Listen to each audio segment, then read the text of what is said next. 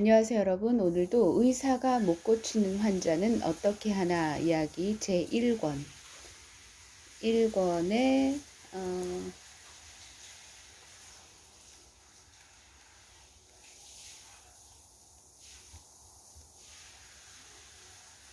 민약법 7번째 민약법에서 우학도인 권태훈 옹의 민의약의 이야기입니다.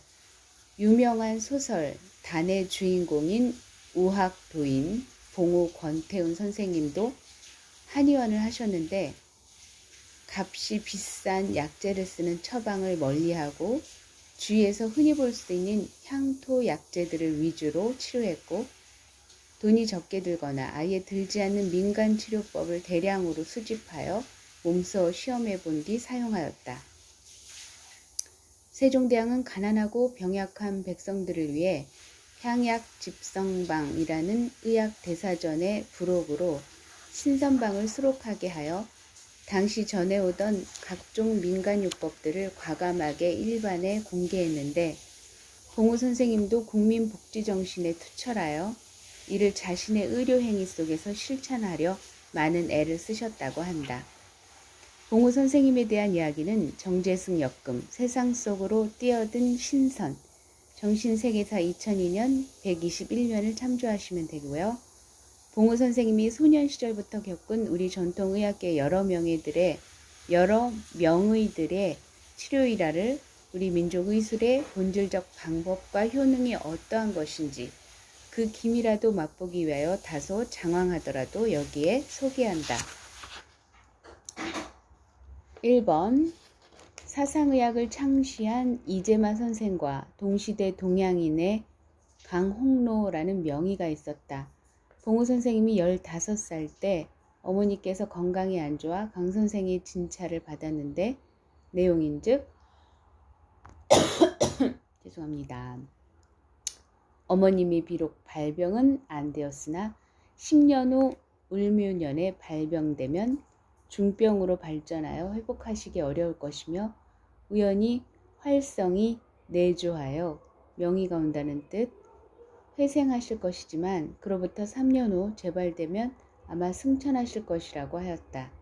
그런데 과연 그 10년 후라는 을묘년에 중병환으로 어머니가 백약과 백위로도 치료를 못하고 있는 중에 엄찬섭이라는 과객이 우리 마을 주막의 주모에게서 그 이야기를 듣고 고칠 수 있다고 장담한다기에 봉우 선생님이 곧장 달려가 모셔왔다.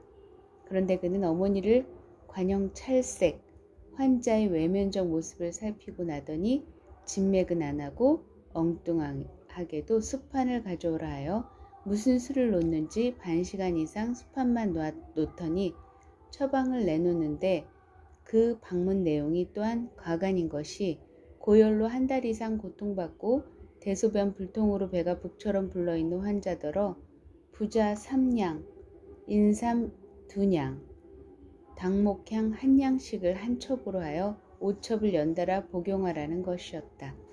그 당시 집에는 경양각지에 명이라는 의사들이 10여 명 있었는데 이 처방을 보더니 지나가는 나그네가 노잣돈이나 얻으러온 것이지 도무지 어불성설이라고 대소하였다.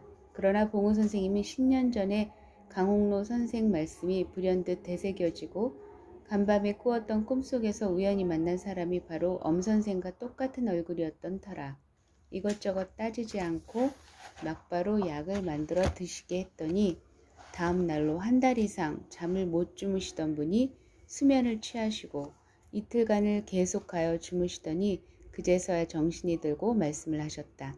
이것만 해도 기적과 같은 신통한 일이었는데 엄선생은 다음 처방으로 보중 이끼탕, 배제, 원 방문에 적혀있는 약재의 양보다 2배로 늘려지음 2제만 사용하라 하였다. 그래서 곧 사용하였더니 병세가 완쾌되었다. 다른 의사들은 손도 못 대던 병환이 엄선생의 치료 3일 만에 완전히 회복된 것이다. 어머니가 그 3년 후 공주로 이사하고 나서 병환이 재발하여 엄선생을 모셔왔는데 병색을 보고 나서 별로 위중하지 않으시니 내일 모레 자기 집에 다녀와서 치료해 드리겠노라는 말만 남기고 가더니 다시는 오지 않았고 그 후 한 달 만에 어머니는 백약의 효과가 없이 세상을 떠나셨다. 엄 선생의 다른 치료이라 어느 날 봉우 선생님이 충북 영동에 있는 엄 선생 댁에서 같이 이야기를 하고 있는데 전북 무주에 사는 사람이 말 한 필 끌고 와서 자기 모친 병환이 중하니 왕진을 좀 해달라는 것이었다.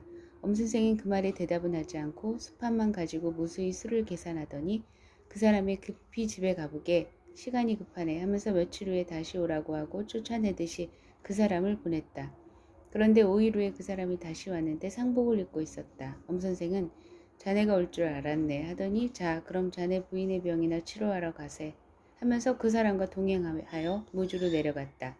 그 후 3일 만에 돌아와서 하는 말이 그 사람이 그때 왕진을 청하러 왔을 때 그 모친은 이미 그 사이에 사망하였던 것인데 그의 부인이 그 시신을 밤중에 혼자 보고는 경기, 놀람이 나서 남자가 귀가해 보니 방 안에 시체가 둘이더라는 것이었다.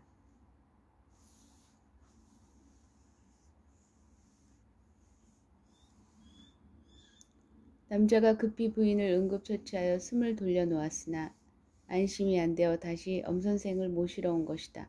엄 선생은 역시 부자 사물탕을 써서 환자를 완치시키고 돌아왔다는 것이다. 이러한 종류의 기적이 봉우 선생님 직접 옆에서 목격한 것만도 대여섯 차례는 되었는데 그러면서도 정작 엄 선생의 의학 실력은 도무지 그 깊이를 알 수 없었던 것이 관영 철색으로 환자의 혈색을 관찰하는 것 외에는 진맥도 안 하고 침도 안 놓고 오로지 약만 쓰는데 그것도 부자 외에는 별로 다루지 않았으니 그야말로 기이한 명이라 아니할 수 없다. 그 봉우 선생님이 나이가 좀 들어 생각해 본 결과 엄 선생은 정식으로 의학을 전공한 사람이 아니라 정신수련을 통하여 조상 대대로 내려온 정신학의 한 분야인 의학 통령을 한 사람이라는 판정을 내리고 그 행적을 보니 과연 신출기몰한 수법이 많았다.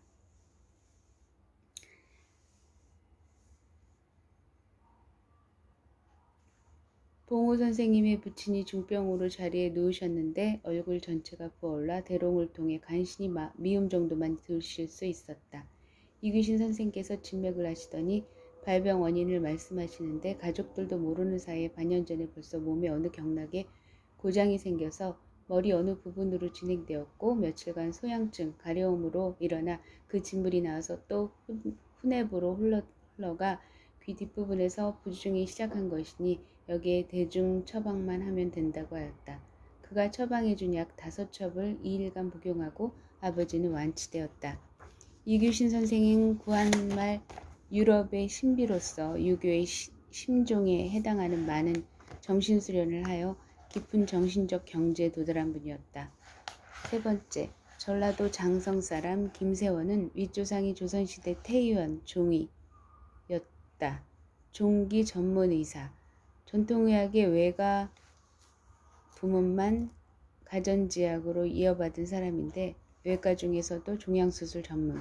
봉우 선생이 20대 호남 지방을 두루 다니던 중 북루증이라 하여 자궁 속에서 종양이 생겨 자꾸 고름이 나오는 병에 걸린 김세원의 며느리를 우연한 기회에 치료해주면서 그 집에 머물 때 본 일화. 하루는 종기로 인하여 왼쪽 무릎 관절 전체가 퉁퉁 부은 중년 부인이 찾아왔다. 무릎에 물령뼈 바로 옆에 종기가 났는데 너무 곪아서 그 고름을 뺀다고 잘못 손댔다가는 뼈가 상해서 다리를 아주 못 쓸 지경이었다. 무릎에서 시작한 종기가 발까지 온통 부은 상태로 발전되어서 병원에서는 무릎 이하를 절단해야 한다는 진단을 받았다는 것이었다. 이것을 어찌 처리하나 싶어서 봉우 선생님이 옆에서 가만히 지켜보았다. 김세현은 우선 무릎의 종기를 관찰하고 나더니 발등의 복사뼈 옆을 침으로 사열하였다. 다시 침으로 무릎의 종기 난 곳을 사열하면서 조그만 구멍을 냈다. 그리고 직경이 1에서 2mm나 될까 말까 아주 가느다란 대나무살로 된 긴 침 같은 것을 무릎에 구멍 낸 자리에 꽂더니 밑으로 밀어 넣는 것이었다. 그리고 그것을 발등의 침으로 피 뺀 자리까지 밀어 넣어서 그 밖으로 빼내더니 밖으로 나온 대나무살 끝을 손끝으로 만지작거렸다. 그런데 그 대나무살 안쪽에는 아주 가느다란 실이 들어있었다. 그 살을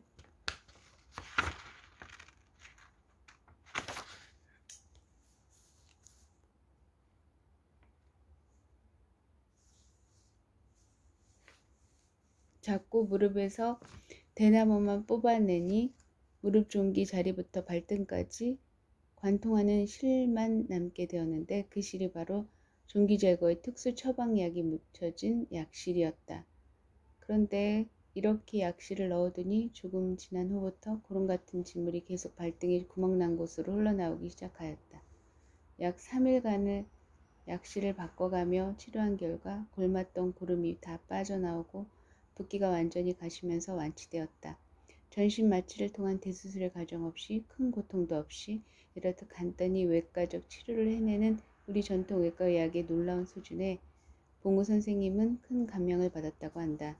김 의원은 또한 대수술에 필요한 마취제인 몽혼약 방문도 가지고 있었는데 이름을 마불산이라고 하는 가루약으로서 한 숟갈만 먹어도 보통 3, 4일은 깨어나지 못하는 급성 마취제였다고 한다. 네 번째, 충남의생, 지금의 한의사협회 회장이던 서계원 씨와 충북 옥천 지방을 지나던 중 날이 저물어 수십간짜리 기와집의 과객으로서 하룻밤 묵을 것을 청하여 들어갔다가 겪은 일화. 집안 분위기가 뒤숭숭하며 섬돌에는 신발이 수십 켤레 있었는데 알고 보니 주인이 죽을 병으로 몇 달째 고생을 하다가 이제 막바지에 왔는지라 부근의 의사들이 10명씩 몰려와 저마다 진찰을 하고 최후로 약을 써본다고 하는데 도무지 차도가 없어 내일 무례하고 있다는 것이었다. 마침 주인이 서기현 씨와 같은 이천서 씨라 하여 서기현 씨도 적극적으로 나서서 진찰을 하더니 주인에게 말하기를 내가 좀 몰상식한 처방을 하여도 믿고 따르시겠냐고 하였다. 당시 환자는 지속적인 고열과 복통에 시달리고 있었으며 배가 임산부처럼 불러와서 숨도 제대로 못 쉬는 상태였는데 연신 숨을 몰아 쉬어가며 간신히 대답하기를 이제 내 목숨이 경각에 달렸는데 한번 믿고 써봐야 하지 않겠느냐는 것이었다. 그러자 서 씨는 곧 비상 1량 37.5g을 물에 타서 그냥 환자에게 먹였다. 비상을 한 사발 들이키자마자 환자는 마구 토하기 시작하였는데 온 방 안에 하나 가득히 충을 토하는 것이었다. 수백 마리는 되는 각종 충들이 기다랗고 머리에 털이 나고 귀까지 달린 놈, 작은 회충, 요충, 촌충 등등 꿈틀거리는 것이 그야말로 흉측하였다. 이른바 충적, 충들이 몸속에 쌓여있는 병적인 현상으로 인한 충고, 충들이 뱃속에서 움직이는 종세였다. 다른 약들에는 끔찍도 안 하던 놈들이 비상이라는 독약이 대량 투입되자 그만 못 견디고 모두 밖으로 탈출하여 나온 것이다. 그런데 평상시 비상을 그만큼 먹었다면 살아남지 못했을 환자는 그 많은 충들을 다 쏟아내고 곧바로 흰죽을 먹고 나니 허탈해야 할 뿐 멀쩡하였다. 그 뒤로 잠을 푹 자고 난 뒤 보중 익기탕 등의 보약제를 써서 완전히 회복되었다. 봉우 선생님이 계룡산 밑에 있는 상신마을에 살 때 일화. 5번째 이야기입니다. 같은 마을에 살고 있는 설초 김용기라는 사람의 장모가 급한으로 생명기 경각에 달렸다 하여 그 집에 가보니 장모는 이미 눈이 감겨있고 숨이 붙어있는지조차 분간하기 어려울 정도였다. 며칠 전에 미미한 증세로 앓기 시작했는데 이렇듯 갑자기 위급하게 변화할 줄은 미처 몰랐다는 것이었다. 마침 봉우 선생님 집에 묵고 있던 나그네 한 사람이 있었는데 이야기를 해보니 의술이 밝고 정신계 여러 술수에도 죄가 깊은 듯하여 동행했던 차라 그에게 좀 봐주기를 청하였다. 그는 환자를 물끄러미 쳐다보더니 진맥도 하지 않고 곧바로 말하기를 누구든 빨리 동쪽으로 120보를 걸어가서 거기 있는 솔가지를 꺾어오라는 것이었다.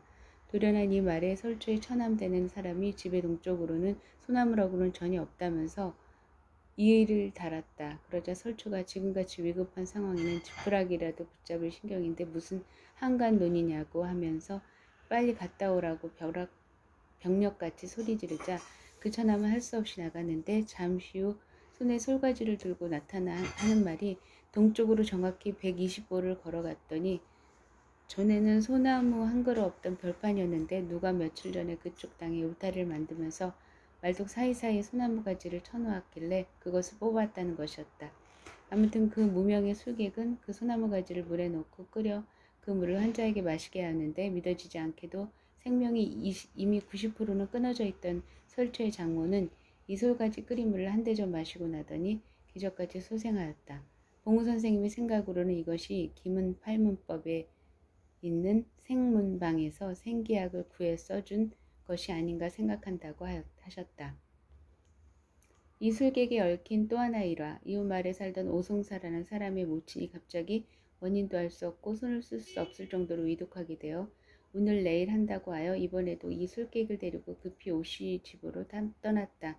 중간에 고개 하나가 있었는데 마을이 내려다 보이는 고개 마루터에 터기에 이 술객은 갑자기 멈춰서더니 황토가 좀 필요하다고 하면서 서너 줌 파서 소매에 넣었다. 곧장 집에 당도하니 이미 곡성이 흘러나오고 마을 사람들이 흰죽을 써 나르고 하는 것이 눈에 띄었다. 방 안으로 들어가 보니 오씨의 모친은 이미 돌아가신 듯하였다. 술객이 다가가서 살펴보니 아직 혼이 완전히 뜨진 않았으니 이 황토를 물에 개어오라고 하였다.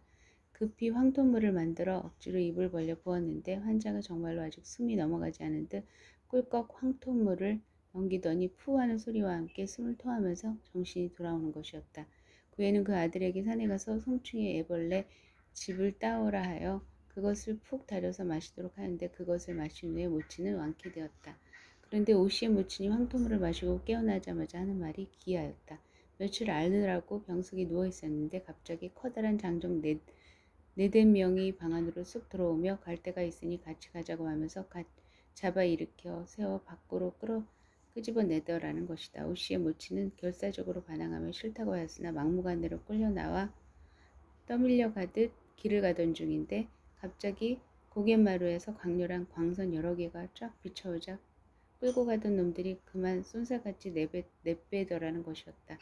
그래서 다시 혼자 집으로 돌아올 수 있었다는 이야기였다. 그런데 이야기 중에 그 광선이 비춰오던 방향이 바로 봉우 선생님이 술객과 함께 넘어오다가 황토를 판 그 고개였다. 그 술객에게 이런 이상스러운 점들을 물어보았더니 오씨의 모친은 소위 객귀, 오갈 데 없이 떠도는 귀신들에게 납치되어 세상을 뜨는 경우인데 드문 일이지만 간혹 있을 수 있는 일로서 이런 것은 일반적 의술의 범주에 속하지 않지만 마구 쓰지만 않는다면 사용할 수 있는 방법이 있다고 하였다.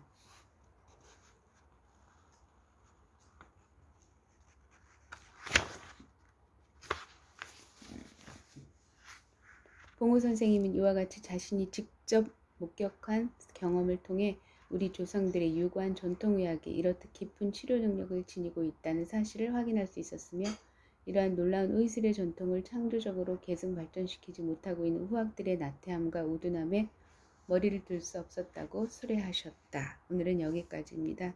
내일은 약초꾼들 이야기를 들려드리도록 하겠습니다. 요즘 제가 약에 대한 공부를 하고 있는데요. 사실 공부한다는 표현은 조금 부족한 것이 사실은 이름을 익히고 있다고 보시면 됩니다. 이름. 세상에 이름이 어마어마하게 많죠. 근데 저는 그 수많은 이름 중에 풀의 이름이 참 궁금하더라고요. 그래서 이제 이름부터 공부하고 그러면서 이제 서서히 그